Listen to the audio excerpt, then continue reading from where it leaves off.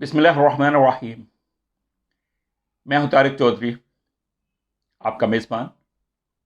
Tariq Chaudhary channel के साथ आपको खुश आमदीद। अस्सलामु अलैकुम रहमतुल्लाह। आज हमें इंडिया के उस मरते हुए ज़ोम के बारे में बात करना है जो वो समझे बैठा था कि कश्मीर का मामला पस मंज़र में चला गया है और पूरी दुनिया उसके साथ है। अगरचे उसे गलवान वैली में चीन से मार खाने के बाद और फिर नेपाल के हाथों अपने फौजी मरवाने के बाद ये अच्छी तरह अंदाज़ा हो गया होगा कि दुनिया उसके साथ नहीं है। दुनिया उसके मजालम से तंग आई हुई है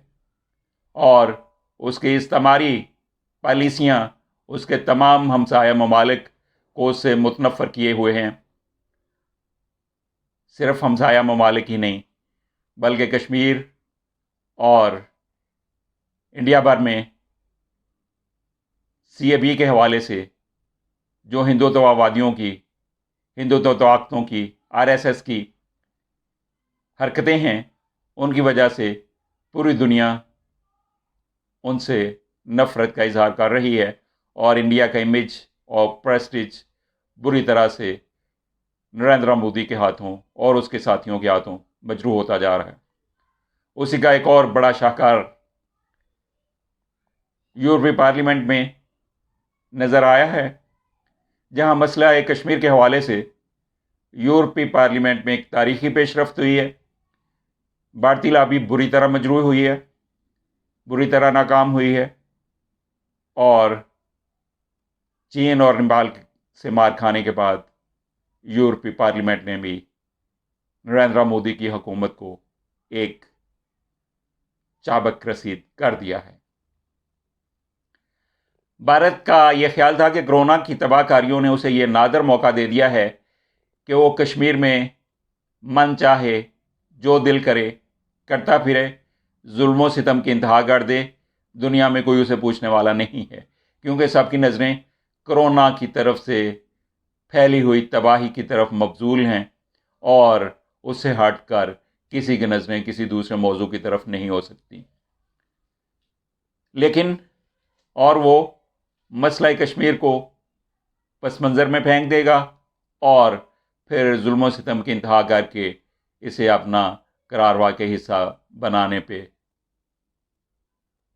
काबिल हो जाएगा, सलाहियत हासिल कर लेगा। लेकिन यूरोपीय पार्लियामेंट ने इंडिया के ये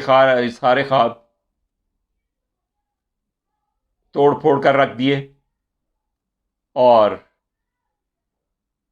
यूरोपीय पार्लियामेंट के नायब सदर और 15 दीगर अरकान पार्लियामेंट ने भारतीय खुशफहमियों के तारों पोत बखेरते हुए भारत को ऐसा थप्पड़ रसीद किया है को तादेर अपना गाल सहलाता रहेगा। यूरोपीय यूनियन के नायब सदर मासियो कस्टाडालो और 15 दीगर मेंबरान यूरोपीय पार्लियामेंट ने मकबूजा कश्मीर में भारतीय बर्बरियत और इंसानी हकूक़ की पामाली पर भारत को कटहरे में ला खड़ा किया है। उन्होंने यूरोपीय कमीशन के सदर को लिखे गए खत में मुतालबा किया है कि भारत को फौरी तौर पर इंसानी हकूक़ की पामाली और फौजी बर्बरियत बंद करने पर मजबूर किया जाए। वो जुल्म सितम जिसकी UNO की 1819 की रिपोर्ट भी तस्दीक करती है। खत में यूरोपीय कमीशन के सदर अर्सुला वेंडर और नायब सदर जोसेफ बोरेल को मुखातिब करते हुए कहा गया है कि वक्त आ गया है कि अक़वाम मुत्तहिदा के कमीशन बराए इंसानी हकूक़ की हदायत पर भारत को सख्ती से अमल करने पर मजबूर किया जाए और कमीशन की सिफारिशात पर मुकम्मल अमल दरामद इस तरह से यकीनी बनाया जाए। पिछले महीने ही यूरोपीय पार्लियामेंट की इंसानी हकूक़ कमेटी की चेयरपर्सन मारिया अरीना ने بھارتی وزیر داخلہ کو ایک خط لکھا تھا، اور خط میں مقبوضہ کشمیر میں بڑھتے ہوئے ظلم و ستم اور انسانی حقوق کی پامالی پر یورپی پارلیمنٹ کی طرف سے شدید تحفظات کا اظہار کیا تھا، اور یورپی پارلیمنٹ کے سامنے مقبوضہ کشمیر میں بھارتی مظالم کے خلاف ہونے والے مظاہروں کو ایک حوالے کے طور پر پیش کرتے ہوئے کہا تھا کہ اس سے واضح ہوتا ہے، ان مظاہروں سے یہ واضح ہوتا ہے کہ بھارت مقبوضہ کشمیر میں انسانی حقوق کی پامالی پر مسلسل عمل پیرا ہے، اور سٹیزن امینڈمنٹ ایکٹ کے ذریعے سے مسلمانوں کے بنیادی حقوق بری طرح بھارت بھر میں متاثر ہو رہے ہیں۔ تازہ خط لکھنے والے یورپی پارلیمنٹ کے نائب صدر اور 15 ممبران پارلیمنٹ کا تعلق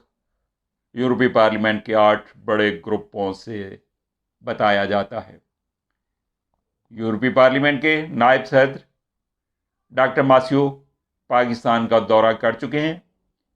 انہیں گورنر ہاؤس لاہور میں پی ایچ ڈی کی اعزازی ڈگری عطا کی گئی تھی۔ اگرچہ یہ سمجھا جا رہا تھا بھارتی حلقوں کی طرف سے کہ بریگزٹ کے بعد، برطانیہ کے یورپی یونین سے نکلنے کے بعد، یورپی یونین میں کشمیر کے حوالے سے جو ان کی بلند آہنگی ہے اس میں کمزوری آ جائے گی، لیکن بھارت کی یہ سوچیں اس وقت برباد ہو گئیں جب یورپی پارلیمنٹ کی طرف سے یک بعد دیگرے لکھے گئے 2 خطوط نے انڈیا کے ظلم و ستم کو پوری طرح سے واشگاف کر دیا، آشکارا کر دیا، اور ثابت کر دیا کہ کشمیر اور پاکستان کی آواز یورپی یونین میں، یورپی کمیشن میں برطانیہ کے جانے کے بعد کمزور نہیں پڑی، بلکہ اور بھی توانا اور طاقتور ہو گئی ہے۔ بھارت کی طرف سے LOC یعنی لائن آف کنٹرول کی بار بار خلاف ورزیاں کی جا رہی ہیں۔ بھارت روزانہ کی بنیاد پر بے گناہ کشمیریوں کی جان لے رہا ہے۔ LOC کے دونوں طرف بسنے والے کشمیریوں کی شہری آبادیاں اس کا خاص ہدف ہے، جہاں مسلسل فائرنگ اور گولہ باری سے انڈیا بین الاقوامی قوانین کی دھجیاں اڑاتا جا رہا ہے۔ انڈین بربریت کو دنیا بھر میں آشکارا کرنے اور اجاگر کرنے کا یہ سنہری موقع ہے حکومت پاکستان کے لیے، پاکستانی وزارت خارجہ کے لیے، کہ وہ اس سے بھرپور فائدہ اٹھاتے ہوئے یورپی یونین کے لیے اپنی اسٹرگل مزید بڑھائے، ان سے رابطے مزید بہتر بنائے، اور یورپی پارلیمنٹ اور اس کے ممبران میں کشمیر کے حوالے سے جو ایک دکھ کی کیفیت کا اظہار کیا جا رہا ہے، اس سے فائدہ اٹھاتے ہوئے انہیں پاکستان کے دورے کی دعوت دی جائے، پاکستان میں انہیں عزت اور احترام سے نوازا جائے، اور ان کے ذریعے سے یورپی یونین کے 27 ملکوں میں نفوذ حاصل کیا جائے، اور کشمیر کے حوالے سے ایک مضبوط کمپین چلائی جائے۔ اب جب کہ بھارت چین، نیپال اور بھوٹان کے حوالے سے بری طرح دباؤ میں آیا ہوا ہے، بنگلہ دیش بھی اس سے نفرت کا اظہار کر رہا ہے، اور اس کے سارے ہمسایہ ممالک اس سے دلی کدورت محسوس کر رہے ہیں۔ اس کی استعماری پالیسیوں کے حوالے سے پاکستان کے لیے بڑا سنہری موقع ہے کہ وہ کشمیر کے حوالے سے ایک جارحانہ